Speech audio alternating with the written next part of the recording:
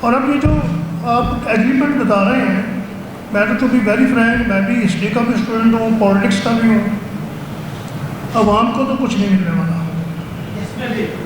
اور نہ ہی فلسطین کو کچھ ملنے والا ہے۔ اگر ہم اتنے غیرت مند ہوتے تو ہمیں بھی ریلی نکالنے کی اجازت ہوتی۔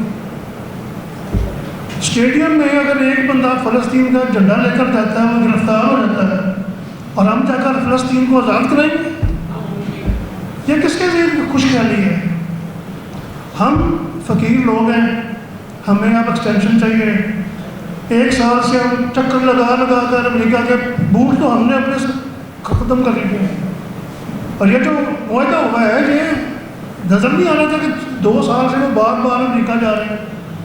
کیوں جا رہے تھے؟ اسی لیے شاید کل کو ہم اسی معاہدے کی بیس پر افغانستان کو تنگ کریں کہ وہ اپنا اڈا دے دیں امریکہ کو۔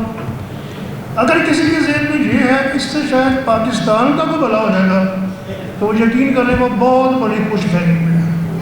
یہ آپ نکال دیں، جب تک ان حکمرانوں سے اقتدار چھینا نہیں جائے گا اس وقت تک یہ باز نہیں آنے والا۔ اب جو یہ امریکہ ڈیلیگیشن لے کر گئے ہیں اور جہاں وہ ٹھہرے ہیں، یعنی کہ ٹرمپ بھی اسی ہوٹل میں ہے جس نے ہمیں بخشیش دینی ہے اور بخشیش لینے والے بھی اسی ہوٹل میں ہیں، اور جس کو انہوں نے جیل میں ڈالا ہوا ہے اس سے سیاسی اختلافات تو میرے شاید سب سے زیادہ ہوں۔ جب وہ گیا تھا ڈیلیگیشن لے کر تو اس کے ساتھ کیا تھا؟ بات یہ ہے کہ بوٹ بغل شیعہ کو خود پسند ہے، کیونکہ جو ان کی ٹریننگ ہوتی ہے اس میں نو کو یہ پسند نہیں کرتے۔ جب کوئی اس کو نو کرتا ہے تو وہ پھر اس کو برا لگتا ہے، اس کے یہ دشمن ہو جاتے ہیں۔